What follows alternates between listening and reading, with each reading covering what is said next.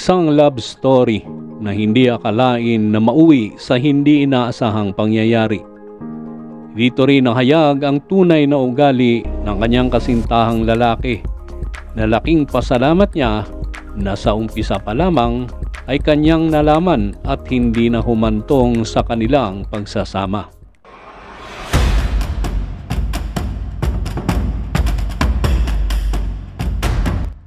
Habang naglalakad si Alice patungo sa isang restaurant kung saan naghihintay ang kanyang boyfriend para sa isang date na kanilang napagkasunduan, biglang may sumulpot na isang aso at patungo ito sa kanyang direksyon. Napansin niya itong siya ang sadya ng aso. Walang kagatol-gatol siyang tumakbo palayo dito upang maiwasan ang makagat ng asong nais siyang sugurin. Habang kumaripas ng takbo sa kung saang direksyon, tila maaabutan na siya ng asong humahabol sa kanya. Naisipan na lamang niyang umakyat sa isang may kataasang gate upang makaiwas sa asong tila ulol na humahabol sa kanya. Habang umakyat ng gate, sumabit ang kanyang damit sa isang matulis na bakal na nakalagay sa itaas ng gate. Patuloy siyang gumawa ng paraan upang maalis ang pagkakasabit sa matulis na bakal. Kaya lamang nawalan ito ng balanse at nakabitaw sa kanyang pagkakahawak, dahilan upang mahulog ito na napunit ang kanyang damit at naiwan sa sumabit na bakal. At inakalang ligtas na ito sa humahabol na aso. Dahil sa loob ng bakuran siya nahulog, biglang nanlaki ang kanyang mata nang namataan muli ang aso na tumatakbo pasugod na naman sa kanya. Asong alaga pala ng may-ari ng bahay kung saan siya napasok sa isang inakyat na bakod. Tila minala si Alice sa araw na iyon dahil akalain mong 2 beses siyang hinabol ng aso na inakala niyang ligtas na siya dahil nakapasok siya sa loob ng bahay. Kahit masakit ang katawan dala ng pagkahulog, pilit nitong itinayo ang katawan at tumakbong muli papasok sa bahay upang huwag makagat ng malaking asong sumugod sa kanya. Sa kabutihang palad, hindi nakalak ang pintuan nito at malaya siyang nakapasok. Kaya lamang hindi niya ito naisara ng maayos at maya-maya pa nakapasok din ang asong humahabol sa kanya. Habang patuloy na tumatakbo sa loob ng bahay, pumasok siya sa isang silid kung saan mahimbing palang natutulog ang may-ari ng bahay na siyang may-ari din ng aso.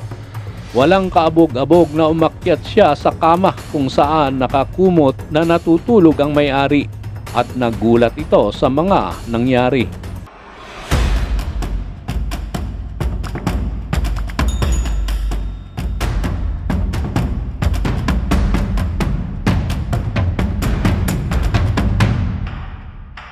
Tinanong siya ng lalaki kung sino siya at paano siya napadpad sa kanyang kwarto at wala itong saplot maliban sa panloob nito. Takot na takot si Alice na sumagot at ipinaliwanag na hinahabol siya ng aso kaya siya napadpad sa kanyang kwarto. Nang malaman ng lalaki ang nangyari, sinabi niyang halikan siya nito sa labi upang huminto ang aso sa pagtahol at tangkang pagsugod sa kanya. Nagulat si Alice sa sinabi ng lalaki. Naisip niyang baka niloloko lang siya ng lalaki at nais lamang makaisa ito ng halik sa kanya. Ngunit pinilit ng lalaki na humalik siya upang matigil na ang asong nagwawala. Kaya sa pagkakataong ito, tila wala nang magawa si Alice, kaya't sumunod na lamang ito sa sinabi ng lalaki. Humalik nga ito sa labi ng lalaki at unti-unting huminahon ang nagwawalang aso na alaga nito. Sa puntong ito, nahimasmasan si Alice at napatingin na lang sa lalaki. Sinabi naman ng lalaki na kung hindi siya sumunod sa kanyang utos, hindi hihinto ang aso sa pagwawala. Tinanong naman siya ni Alice kung bakit alam nito na titigil ang aso pag siya ay hahalik sa kanya. Dahil siya ang may-ari nito at inakala ng aso na girlfriend niya si Alice. Ganun lang kasimple ang kanyang paliwanag. Ganun pa man dahil sa inis ni Alice sa pangyayari, Kinuha niya ang unan at hinampas ang lalaki at dito muling nagwala ang aso na tila galit nang makita ang ginawa ni Alice sa lalaki na kanyang amo. Inawat ito ng lalaki at pinapasok sa isang kwarto kung saan naglalagi ang alagang aso. Humingi ito ng paumanhin kay Alice dahil sa nangyari. Dito na ipinaliwanag ni Alice sa lalaki ang mga nangyari kung bakit siya napadpad sa lugar na iyon. Ipinaliwanag niya na pupunta sana siya sa isang date kung saan naghihintay ang kanyang boyfriend sa isang mamahaling restaurant sa gabing iyon. Napangiti na lang ang lalaki at bumaling ito sa isang closet kung saan may mga damit ng isang babae at sinabi nitong ito na lamang ang kanyang susuotin kapalit ng napunit niyang damit. Pinamili niya ito ng kanyang gusto at ihahatid siya ng driver ng lalaki papunta sa kanyang date sa isang restaurant. Inakala naman ni Alice na may asawa na ang lalaki dahil marami siyang nakitang magagandang damit na pambabae.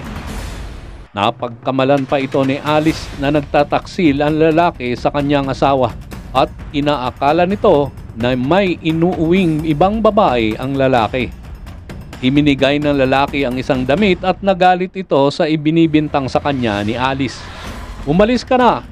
Umalis ka na dito sa pamamahay ko! Pasigaw na sambit ng lalaki. Tahimik na umalis si Alice sa pagkakataong ito.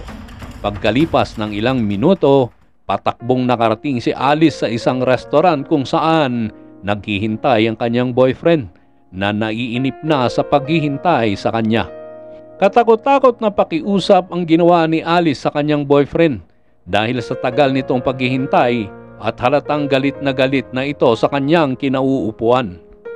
Habang nagpapaliwanag ito sa kanyang kasintahan, tila hindi na ito pinansin at gusto na itong umalis at tinanggihan na rin ang lumapit na waiter para sana sa kanilang order. Sinabi nitong aalis na ang kanyang girlfriend na si Alice dahil hahanapin nito ang isang kapares ng hikaw na ibinigay niya dito. Nabigla si Alice sa sinabi ng boyfriend at sinabihan siya na umalis na sila at dapat hanapin ni Alice ang isang hikaw na hindi na nakakabit sa isang tainga ni Alice na nawala habang siya ay hinahabol ng aso na hindi rin namalayan ni Alice na wala na pala ito sa kanyang tainga. Isinumbat pa ng kanyang boyfriend na ang halaga nito ay $200 at kabibili lang niya para lang kay Alice. Naisa nang magpaliwanag ni Alice kung bakit nawala ang alahas. Ngunit pasigaw na sumagot ang kanyang boyfriend na wala itong pakialam kung ano ang nangyari sa kanya. Dito na nag-uumpisang manumbat ito kay Alice sa mga bagay na kanyang ginawa para lamang sa nobya. Tahimik at hindi nakakibo si Alice sa ugali na ipinakita ng kanyang boyfriend. Inaakala ni Alice na mas mahalaga siya kaysa anumang bagay sa mga mata ng kanyang minahal na kasintahan. Ngunit nagkamali siya dito. Ipinagdiinan ng kanyang boyfriend na umalis na sila at dapat hanapin ni Alice ang nawawalang kapares na hikaw sa madaling panahon. At bumalik na lang ito sa kanya kung nahanap na ang nawawalang alahas. Kung hindi, mas haharap si Alice sa isang hindi magandang sitwasyon, pagbabanta ng kanyang boyfriend. Walang nagawa si Alice kundi luhaan itong umalis at nawalan ng gana sa kanyang inaakalang lalaking nagmamahal ng tunay sa kanya. Sumakay ito ng taxi papunta sa bahay kung saan siya hinabol ng aso upang hanapin ang alahas habang tumutulo ang luha dahil sa kanyang nasaksihang ugali ng kanyang boyfriend. Nang dumating na ito sa bahay ng may-ari, pumasok itong hindi nagpaalam dahil sa kalituhan at pagmamadaling mahanap nga ang hikaw. Naabutan niya ang lalaki na malungkot na nakaupo sa kanyang kama. Nagulat ito sa kanyang pagdating. Inaakala nitong kaya ito bumalik upang bigyan siya ng isang sampal dahil nagalit ito sa kanya dahil sa pinaalis niya ito na may galit at nasigawan pa niya si Alice dahil na rin sa maling akala nito na nagdadala siya ng ibang babae sa kanyang kama kahit na ito ay may asawa na. Ngumiti lang si Alice at ipinaliwanag nito na hindi siya bumalik dahil galit siya at lalong hindi siya mananampal. Nagkatinginan na lamang ang dalawa habang nagpapaliwanag. Hiniling ni Alice na tulungan na lamang siyang hanapin ang hikaw na nawala sa loob ng bahay habang hinahabol siya ng aso. Habang hinahanap nila ito sa loob ng bahay, ikinwento ni Alice ang nangyari sa kanyang date sa kanyang boyfriend sa restaurant. Sinabi nito ang mga ginawa sa kanya at ang panunumbat nito na ikinadismayan niya ng husto.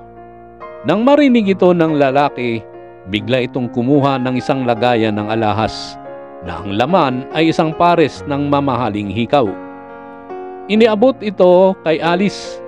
Naggulat si Alice at tinanong niya ang lalaki kung para kanino ba sana ito, bakit meron siyang ganitong nakatagong alahas. Dito na nalaman ni Alice na ang alahas na ito ay para pala sana sa kanyang namayapang girlfriend na namatay noong araw ng kanilang anniversary. Nabigla si Alice sa kanyang nalaman. Inakala niya na ang mga damit at alahas na kanyang nakita sa closet ay sa asawa ng lalaki. Ito pala ay mga regalo niya sa kanyang namayapang girlfriend. Ikinwento ng lalaki kung gaano niya kamahal ang namayapang girlfriend noong ito ay nabubuhay pa. Lagi niya itong binibilhan ng mga magagandang damit at alahas upang sa kanyang paningin ay lagi itong maganda at maging masaya. Masaya daw silang magkasama sa araw-araw. Kaya lamang, hindi na nila ito nagawa pa nang bigla na lang kinuha ng may kapal ang kanyang girlfriend na hindi malang siya nakapagpaalam pa nito. Sinabi ng lalaki na ang hikaw na ibinigay niya kay Alice ay bagay din naman sa kanya. Tinanong siya ni Alice kung nangungulila ba siya sa namayapang girlfriend. Tumango lang ang lalaki na may malungkot na anyo. Habang dumaan ang katahimikan, sinabi ni Alice sa lalaki na ipikit nito ang kanyang mga mata habang tinatanggal nito ang hikaw na nakakabit sa isa niyang tainga. Nagtataka ang lalaki sa sinabi ni Alice, ngunit malumanay na lamang itong sumunod. Habang ikinakabit ni Alice ang hikaw na ibinigay ng lalaki at habang nakapikit ito, bigla itong hinalikan ni Alice sa bibig at nagulat ang lalaki at binuksan niya ang kanyang mga mata na may pagtataka. Nagtanong ang lalaki kung bakit siya hinalikan ni Alice. Ang halik pala na iyon ay isang halik ng pamamaalam mula sa kanyang namayapang girlfriend. Tila nakapako na lamang ang lalaki sa kanyang kinauupuan. Nang mahimasmasan, hinalikan niya si Alice at niyakap at yumuko na parang naalala ang kanyang minahal na kasintahan. Ngayon nalaman ko na kung bakit naghanap ng isang babae ang alaga mong aso. Dahil ikaw ay isang tunay na mapagmahal na lalaki, ang sabi ng nakatitig na si Alice. Dito na nagliyab at umusbong ang muling pagmamahalan ng hindi inaasahan sa dalawa. Si Alice at Ron na siyang pangalan ng lalaki ay binuhos ang bugso ng tunay na nagmamahalan na may mahigpit na yakap at madiin na halik sa kanilang mga labi. Naramdaman ni Alice ang init ng puso ni Ron, puso na dapat niyang papasukin sa kanyang bakuran ng pagmamahal. Pagkatapos nito ay biglang bumangon si Alice na tila may iniisip. Nagtaka si Ron at inaakala na may hindi siya nagustuhan sa nangyari. Sinabi ni Alice na dito lamang siya nakaramdam ng isang halik na hindi huwad sa isang tao na hindi niya akalain na darating sa kanyang buhay.